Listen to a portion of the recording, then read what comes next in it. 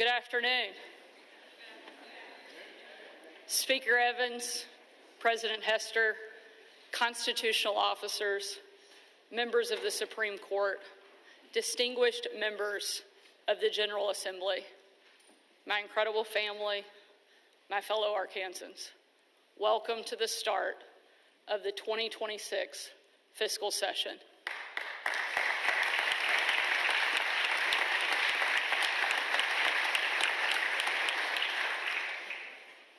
Sadly, this year, our legislative body is not 135 members, but 134. I know we've already had a moment of silence, but I ask that you would stand and join me in a moment of recognition for Representative Stan Berry, who passed away last month after decades of service to our state. He will be missed, and we are thankful for the great work that he did.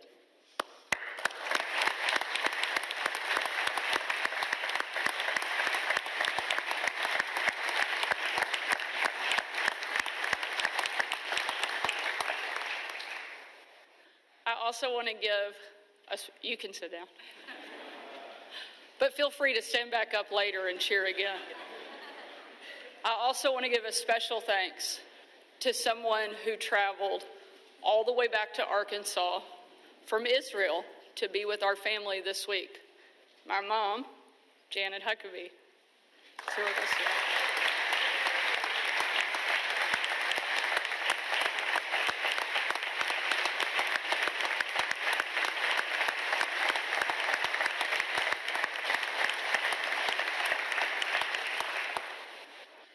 My dad is still in Israel, but he promised he would tune in and watch.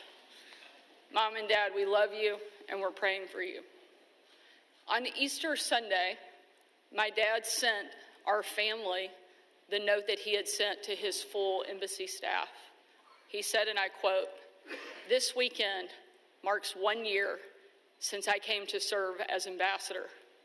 On my first full day in Jerusalem, I went to the Western Wall to place a prayer that President Trump had handwritten and given to me in the Oval Office to bring on behalf of the American people. 2 days later, Janet and I attended the Easter sunrise service at the Garden Tomb. It was a wonderful beginning to the adventure of a lifetime. In 1 year, we've lived through 5 wars with Hamas, Hezbollah, and the Houthis, the 12-day war with Iran last summer, and now Operation Epic Fury. Tomorrow will be a very different kind of Easter for us than last year. The sunrise service at the Garden Tomb is canceled for safety concerns. If churches meet at all, they will be limited to no more than 50 people or less, depending on their shelter capacity. Perhaps you think that I'm deeply depressed by such a somber atmosphere and very limited options for public worship this Easter. But while there is some personal disappointment, my faith is fueled not by how full the churches or how special the services are. It is fueled by the emptiness of the tomb. Signed, Mike Huckabee.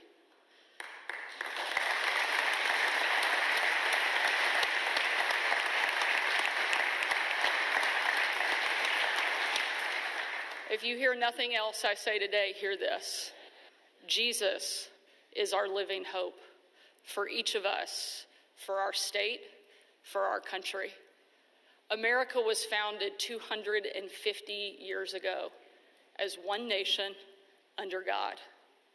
We have our differences, but our shared faith, our shared values, and our shared love of the people of Arkansas is stronger and more important than any difference.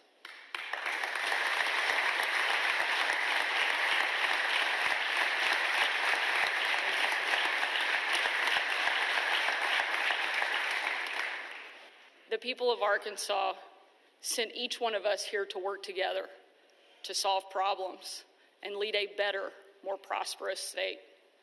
250 years ago, our founders put aside their differences to create a new nation forged around the ideals of liberty and justice. We are heirs to that great country, and we should do the same. The immediate threats our founders faced were very different, but the challenges so many Arkansans face every day is no less daunting. Despite adversity, there is hope. We live in the best state in the greatest country in the world, and the state of our state has never been stronger.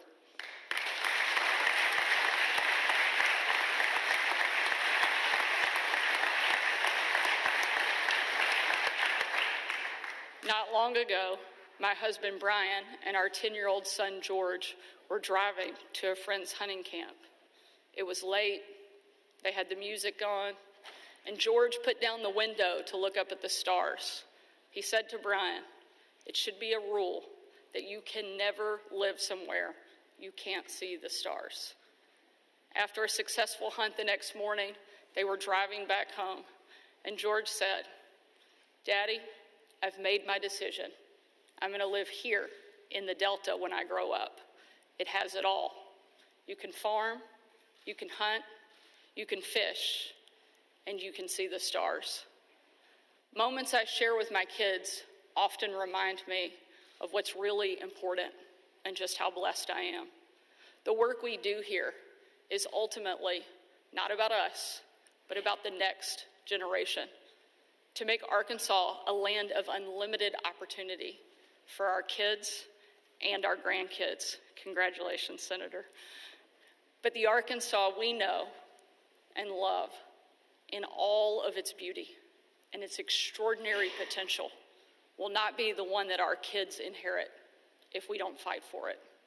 Since I stood before you in this chamber last year, President Trump was sworn in for a second historic term, and he has made quick work of his many campaign promises. Our country's border is no longer open. Tax cuts from his first term are now permanent. Our enemies abroad actually fear us. He exposed government waste, and the common sense values that made our country great are once again guiding us forward into another golden age of America.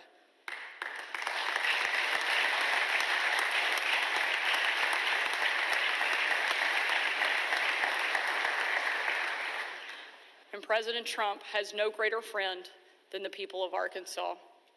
At the end of last year, I started the Faces of Arkansas program, which every month tells the story of a different Arkansan who's impacted by the work that each of us do here. Their portraits hang in my office as a reminder of our top priority, the people of our state. Today, I'm not here just to talk about policies, but to share the stories and the faces of Arkansans who are counting on us to make a real difference in their lives. You all know that my first policy priority as governor has been education. And 3 years after the LEARNS Act was signed into law, we have an incredible story that we can all be proud of. Reading scores in every single grade level but one have gone up.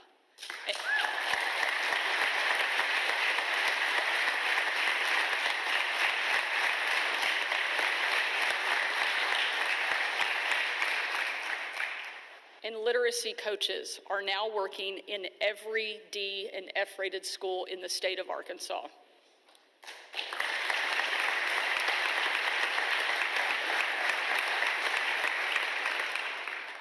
Three years ago, our schools were ranked 43rd in the country. Now we're 36th, and I know that we will only keep moving up.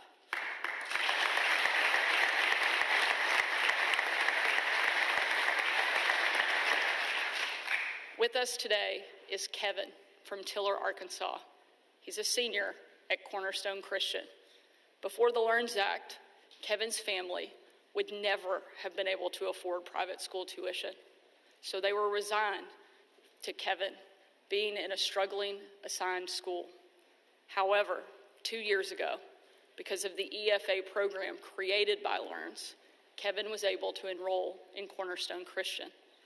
Thanks to Cornerstone's Learning Lab, he saw enormous growth in his academics. And for the very first time in school, he had hope for the future.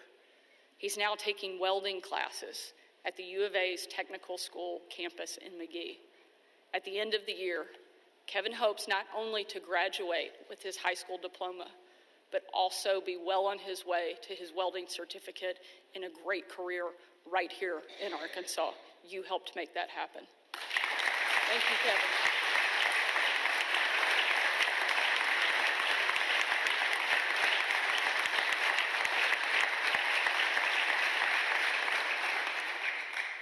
Kevin, thank you for not giving up and showing the power of grit and hard work. Thank you, Kevin.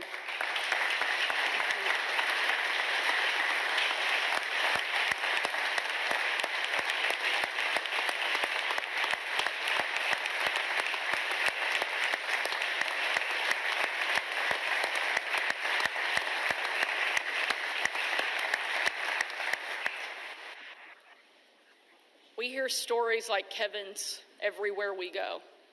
Melissa Ferguson is a mom of two who lives in Northwest Arkansas. The Fergusons are a military family and have two kids with learning differences. Melissa knew her kids needed extra care and attention when learning, and who better to give it to them than herself? Through the EFA program, Melissa is able to homeschool her kids with specialized resources and individualized attention. Another student is a young woman I've had the privilege of knowing for a very long time. Easter SEALs student, Allie. She's the daughter of one of my close friends from college.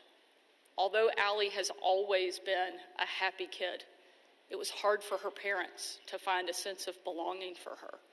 They wanted a place where she could find self-confidence and joy in everyday life, a place where Allie is really seen and known. They found that community at Easter SEALs. Last spring, Allie got to participate in the Easter SEALs fashion show. Most kids would be pretty nervous about something like that, but Allie wasn't.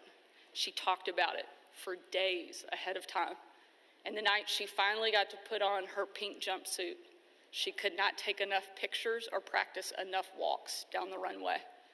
When Allie finally took the stage for the event itself, she walked that runway without a care in the world.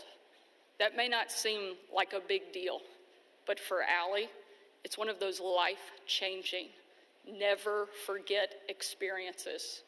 And it was something that was only possible because of the specialized education that she receives at Easter SEALs. You helped make that happen.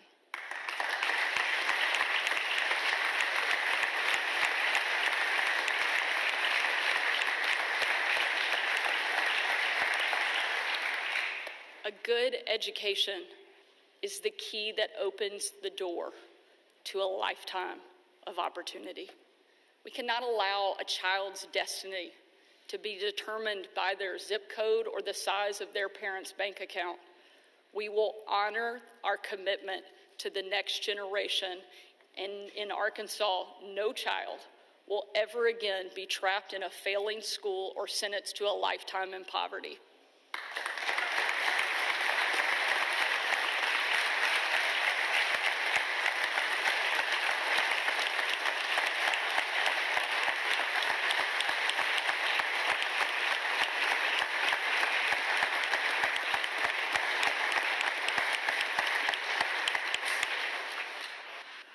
We will empower Arkansans with the opportunity to be everything that God created them to be. When you send me a budget, think of Kevin, think of Melissa, think of Allie, and think of the 44,000 other EFA students whose lives have been forever changed because we fully fund the LEARNS Act. We will not let them down.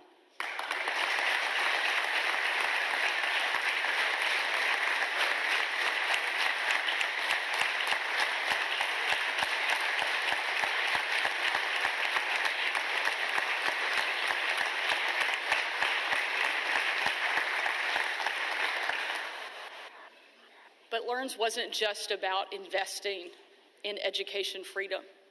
It was also the largest investment in public schools in Arkansas history.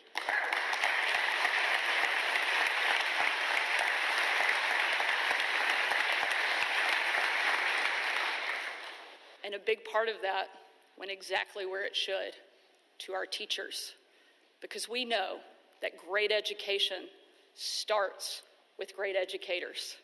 We raised starting teacher pay from $36,000 to $50,000.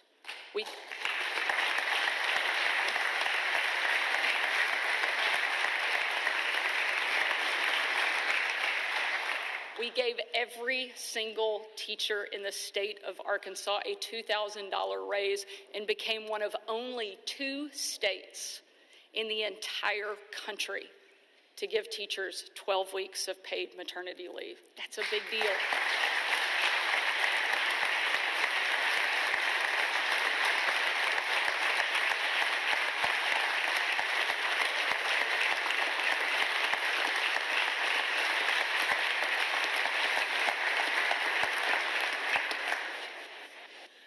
I think I might become a teacher after this.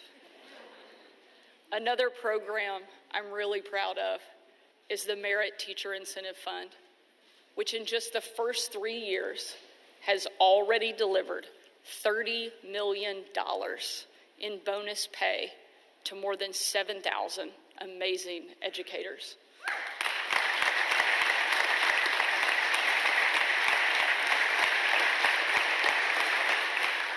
And one of those great teachers is here with us today, Monica Brewington, a 5th grade teacher from Pocahontas. Monica comes from a long line of educators, and she has spent the last 3 decades in the classroom. Monica's students love her, and she has built a legacy mentoring future teachers. Monica says she was always raised to do her best, with or without recognition.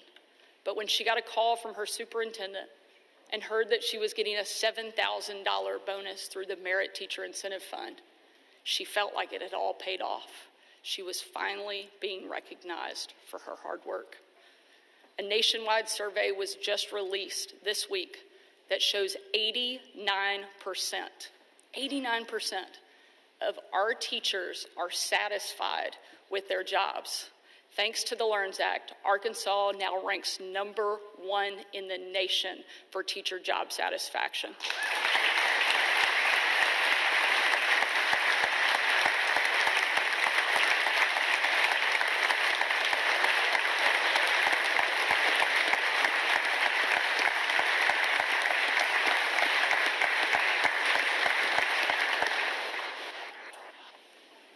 That matters, because you can't have great schools without great teachers. While other states struggle to recruit and retain them, Arkansas is now the best state in America to be a teacher. Monica, we are inspired by what you do for your students. Thank you for your incredible work.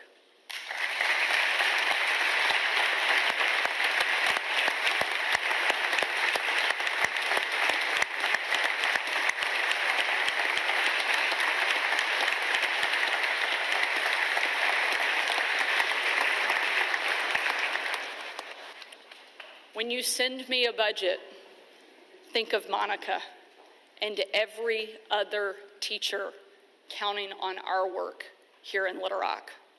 But the progress doesn't end there. When I took office, only 35% of Arkansas kids could read at grade level. It was a crisis. By 3rd grade, a child must be able to read in order to learn. And way too many kids in Arkansas kept falling further and further behind. In case you didn't know, the L in LEARNS stands for literacy. We recognized if we don't address this crisis, we will not improve our schools. So through LEARNS, we funded and deployed 120 full-time literacy coaches and provided literacy tutoring grants for families. And now, in the most recent year for which we have data, 2,700 additional kids are reading at or above proficiency. Think of that.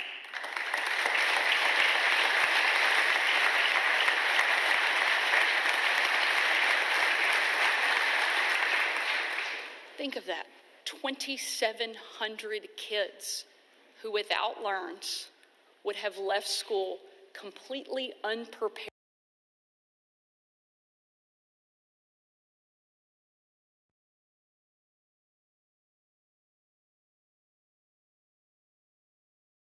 Merle Taylor Elementary in Jacksonville. Guess whose district that's in?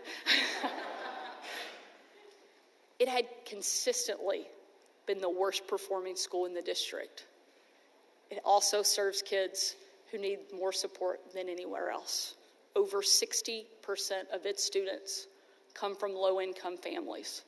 But because of LEARNs, in just 3 years, this school has gone from an F-rated school to a B, and I know that they are headed for an A.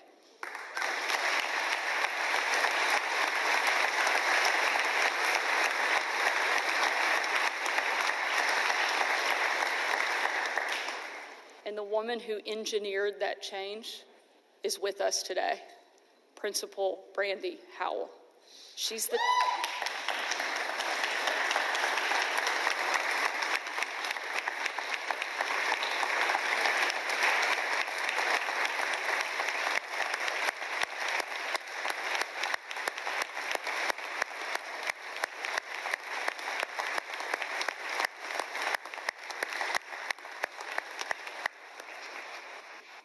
She's so good, I promise I'm going to give you a chance to clap for her again.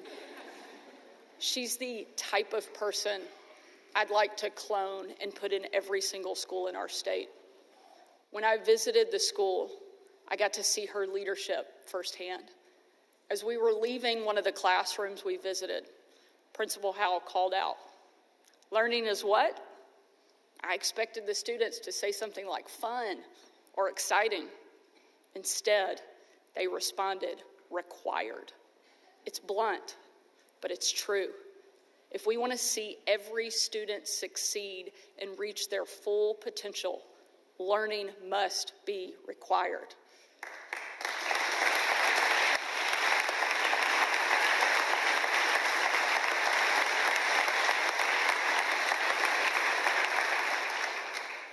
But slogans are not the reason that Principal Howell has been successful.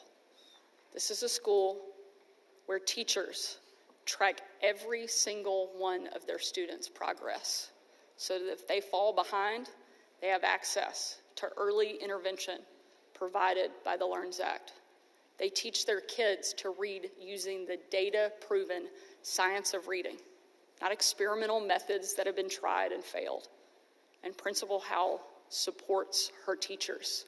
When she took over the school, they had 13 staffing vacancies. Last year, they had 0.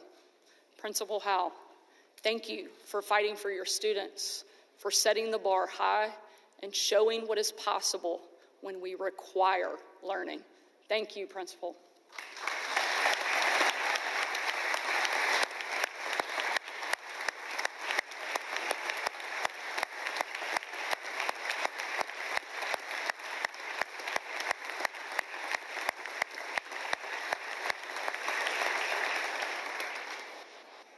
When you send me a budget, think of Principal Howell and the students that our great educators serve every single day. A few years ago, I heard a story from 2 friends of mine in Pine Bluff, Bill and Sherry Jones. Bill and Sherry are successful business owners. When their son was younger, Bill coached his baseball team. The first year he coached, Bill noticed that his team was absolutely stacked with talent. But despite his players' athleticism, they couldn't win. Bill enlisted his wife to help him figure out what the disconnect was. Sherry came to practice and quickly realized that the players were hungry. Many of the kids weren't being fed regularly at home. So Sherry started bringing food to every practice. and not just orange slices and juice boxes, but full meals. She told her husband to hold more practices so she could be sure that they had dinner. She paid out of pocket to feed her son's entire team, just so some kids in the Delta didn't go to bed hungry. That team went on to win 3 championships. One of the most heartbreaking challenges that families in poverty struggle with is food insecurity, which is why we made sure, with the work of this group, that every single student can get free breakfast at school. And we set up summer food programs so kids are getting meals even when they're not on campus. You helped make that happen.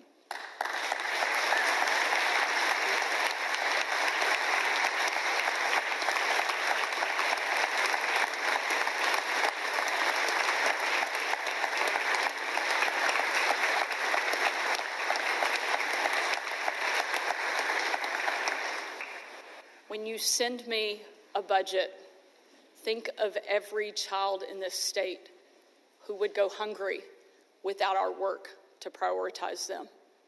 Fully funding education makes up the largest portion of this year's budget request, but it's not the only priority my team focused on when crafting it.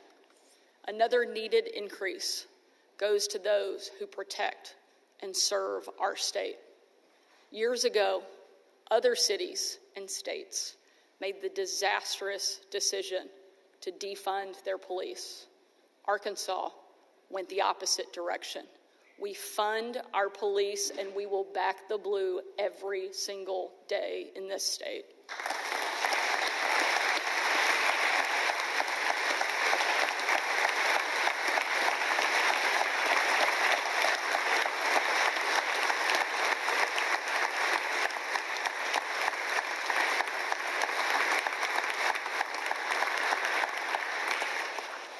From the PROTECT Act to Death by Delivery to the Defense Against Criminal Illegals Act, we have fought to give law enforcement the tools they need to do their job and protect Arkansans. We put a law and order and rehabilitation-focused majority on the Board of Corrections. We ensured the most violent criminals serve their full sentence. We've opened 1,500 new beds at existing prison facilities, and we created a recidivism pilot program to get inmates back in the workforce and kept off the streets once they've served their time. In 2024, I announced a new state employee pay plan to give our heroes in law enforcement and our corrections officers the raises that they deserve. In this year's budget, we are fully funding that commitment.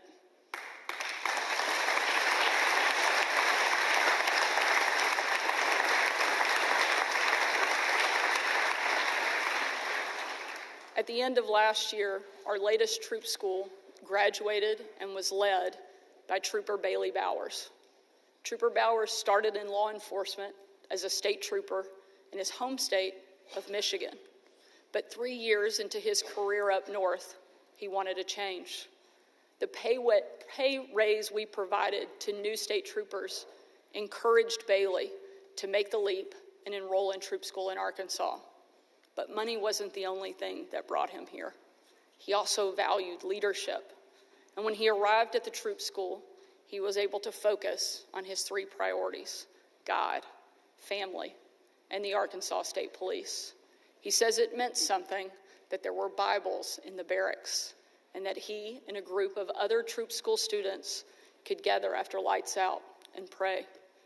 Today, Trooper Bowers is based at Troop L in Northwest Arkansas, and he is just one of many state troopers who have come to our state because of competitive pay, a great environment, and a state that will always protect our people and always stand with our law enforcement. Trooper Bowers, thank you for your service. We are so grateful for our heroes in uniform. Thank you, Trooper Bowers.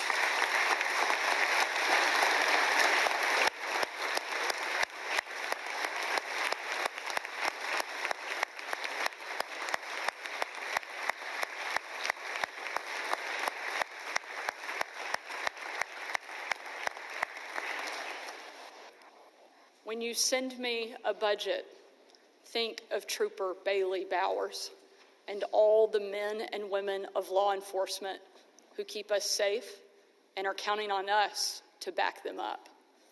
The budget we work together to pass doesn't just invest in education. It doesn't just invest in public safety. It doesn't just invest in our most vulnerable. It also holds the line on out-of-control growth of government. And I know that that hasn't been easy. I tasked our state agencies to do more with less, so we can deliver savings while still providing quality service and investing more in our key priorities. Thank you to the members of the cabinet who are in the back of the room who have helped make that possible. You guys are doing an amazing job.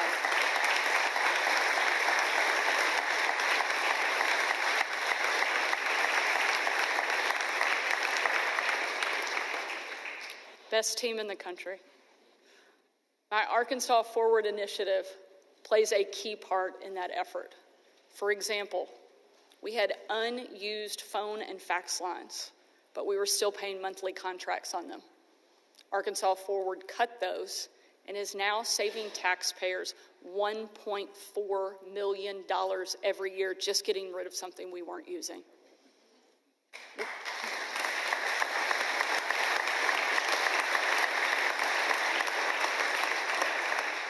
We renegotiated contracts with child welfare providers to return $5.2 million to the state. We brought a costly web application contract at the Office of Early Childhood in-house, saving us $2.4 million. In total, Arkansas Forward has identified at least $300 million in savings and is working rapidly toward implementing those efficiencies.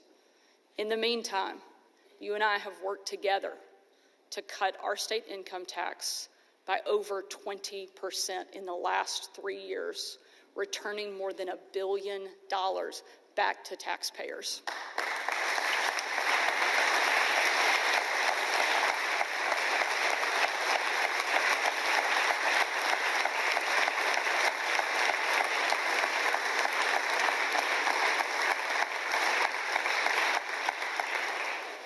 We worked together and we eliminated Arkansas's most regressive tax, the grocery tax, so families can afford to put more food on their tables.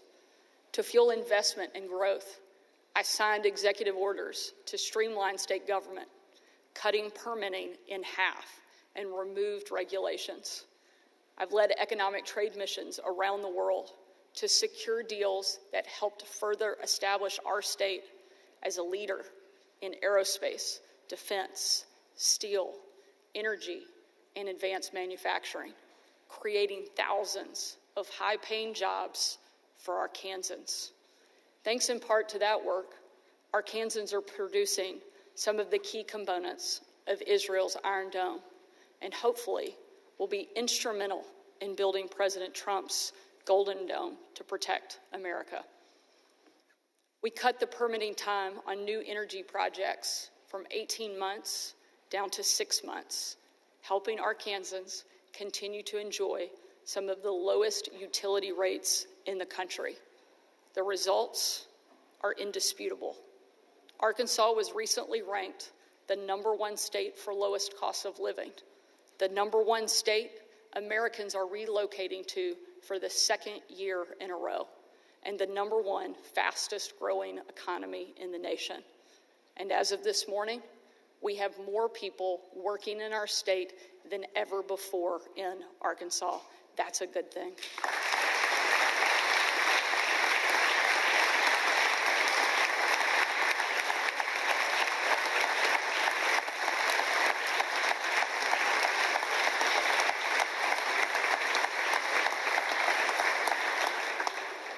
Arkansas has never been stronger, but we still have challenges. For many, affordability is still a struggle, and some of our most vulnerable are particularly exposed.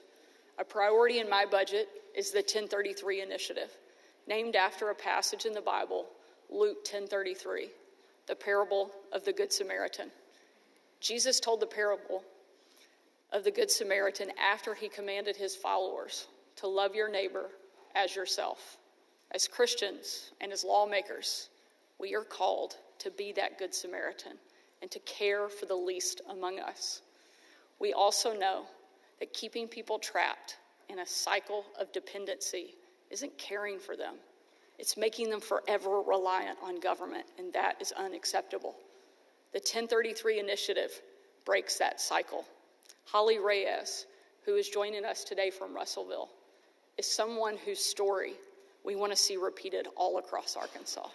Several years ago, Holly was in court, and not for the first time. She'd been driving for 5 years with a suspended license, was battling addiction, living in a homeless shelter with her kids, and had just left a 20-year-long relationship. It was Holly's rock bottom. Tickets had piled upon suspensions. Suspensions had piled upon fines. She tried to explain it all to the judge, but he told her to sit and wait until the end of the docket. Holly was sure she was headed to jail. Instead, the judge did something totally unexpected. He told her about a community support model that could turn her life around. Through that program, Holly was assigned an advocate, Latasha. Holly told her she was overwhelmed by the barriers she faced. I don't know how to maintain sobriety. I don't know how to pay my bills. I don't know how I'm going to feed my kids. But Latasha helped. First, they applied for SNAP to get Holly's kids groceries. They got Holly a driver's license. They found Holly a permanent place to live and a job opportunity. The next time Holly was in court to get her license back, she wasn't alone. Latasha was standing there with her. And today, Holly doesn't just have a driver's license. She's employed, off food stamps, and she's sober. Holly, we are so proud of the enormous change you have made to your life and for the courage to let us tell your story. Thank you.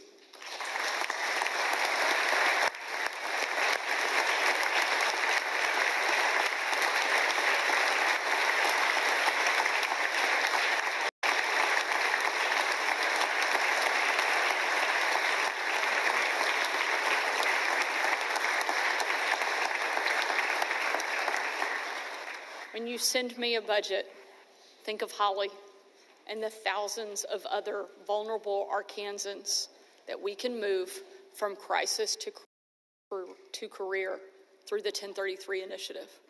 We will show that integrated technology and strong community partnerships will decrease the need for welfare, grow our workforce, and deliver taxpayer savings through more efficient use of resources.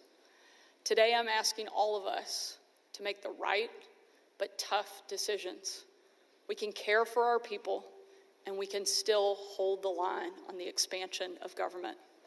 No new Medicaid coverage mandates, no additional long-term ongoing expenses.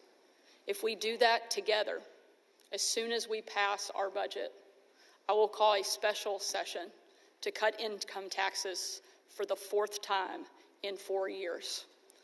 This will allow us to immediately cut taxes by another 0.2 points and return more than $180 million to taxpayers this year.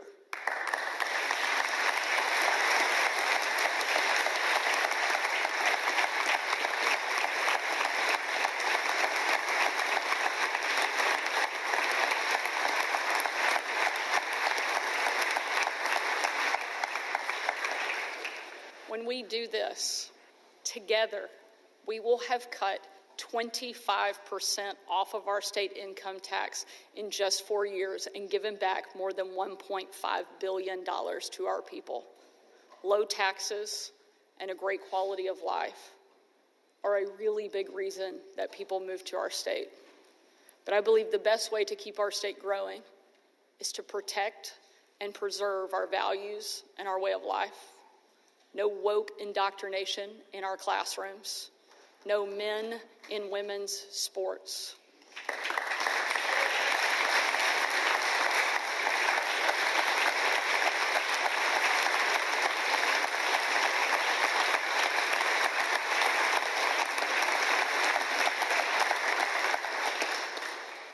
no big tech exploiting our kids, no catch and release for the most dangerous, violent criminals, and no foreign adversaries in Arkansas. I am proud to have worked with this body to be the first governor in the country to kick communist China off of our farmland and out of our state and make them pay for it on the way out the door.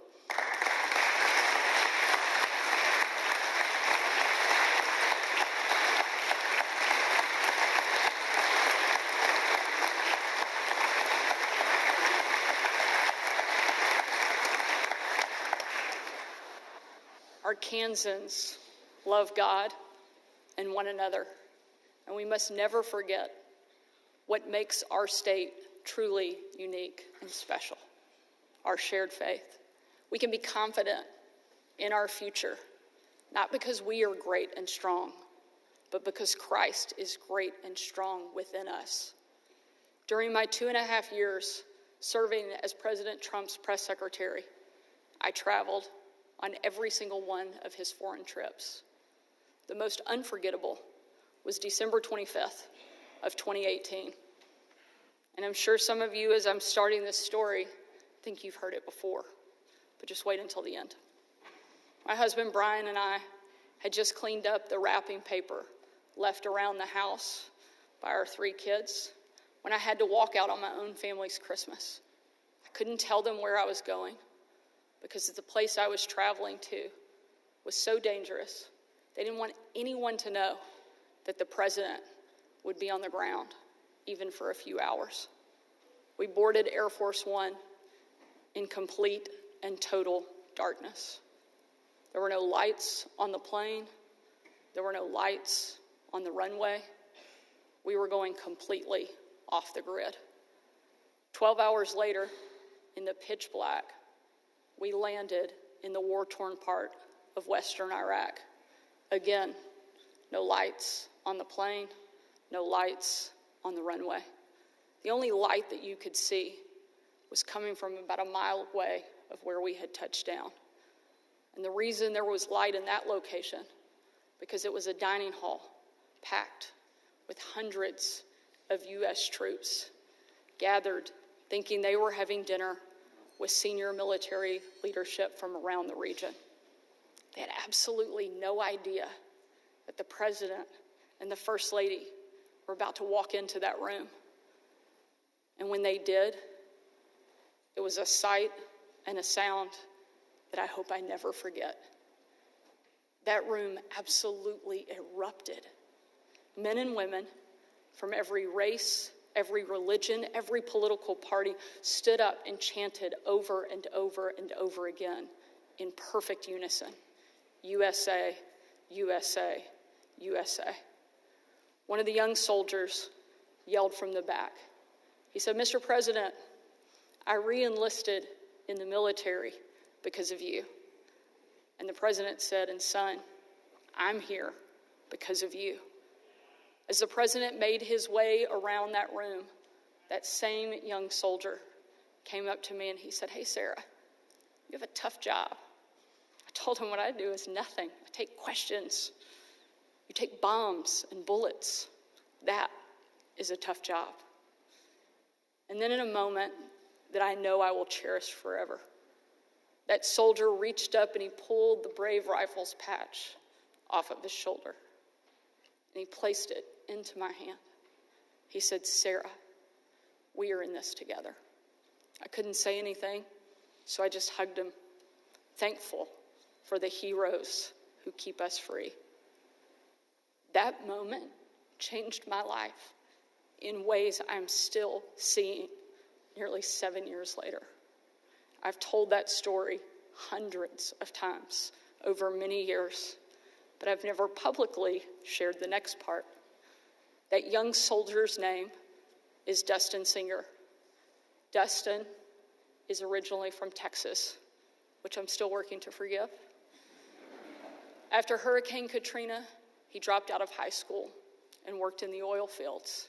After he got laid off in 2008, he joined the United States Army at age 18.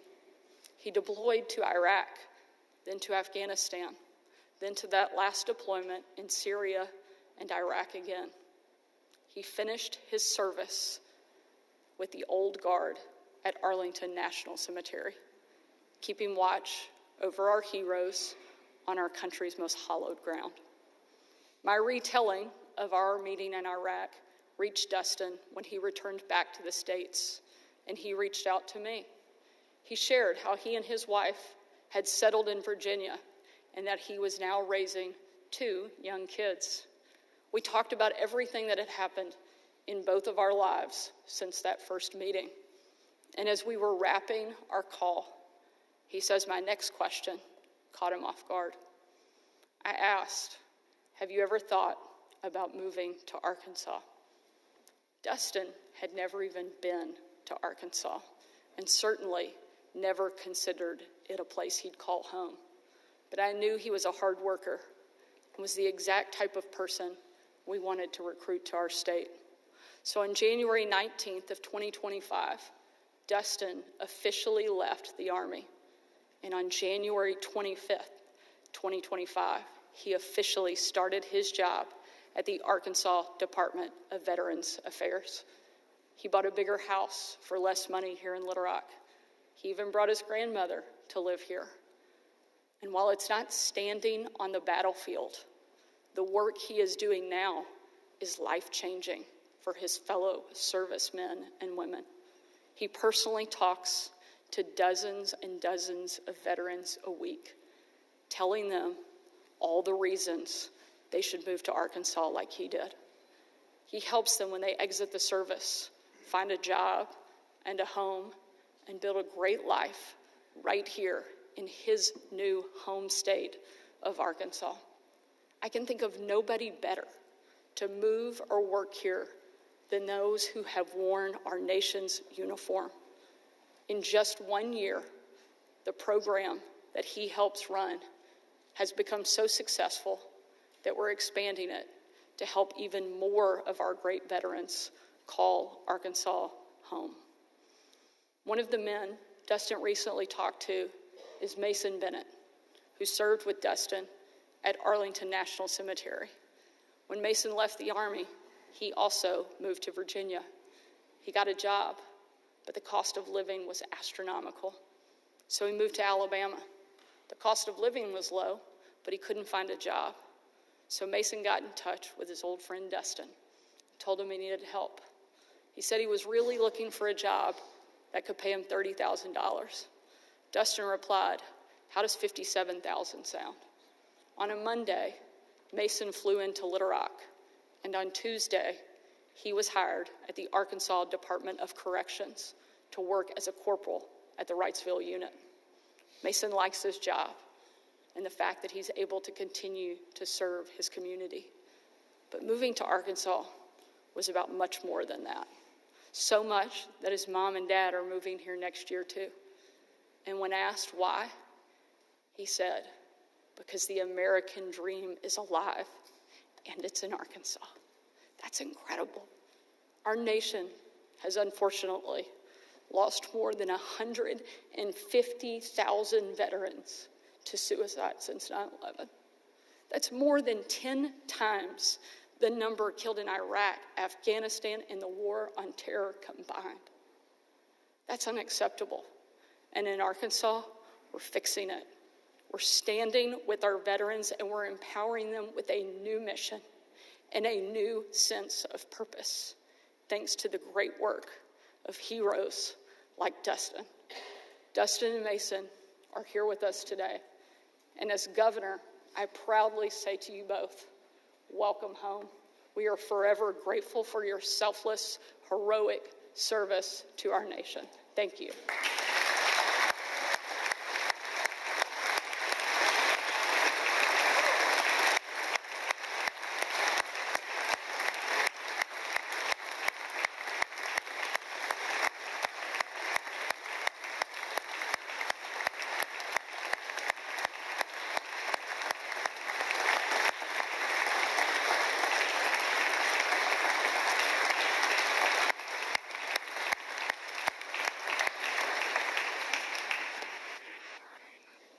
When you send me a budget, think of Dustin and Mason and Kevin and Melissa and Allie and Monica.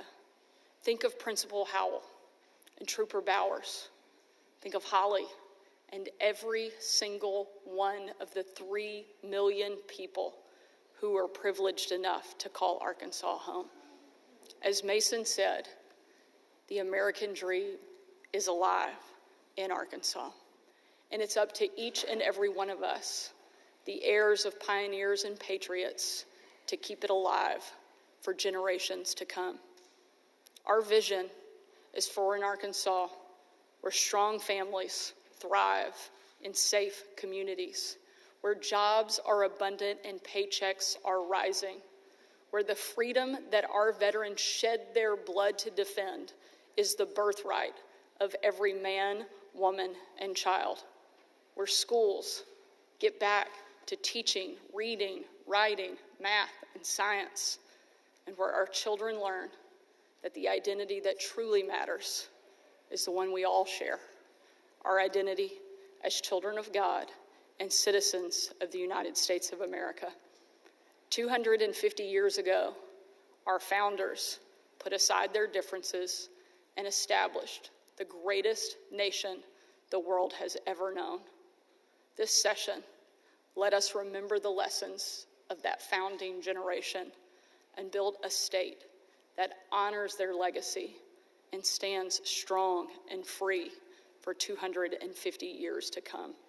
May God bless you, and may God bless the great state of Arkansas. Thank you.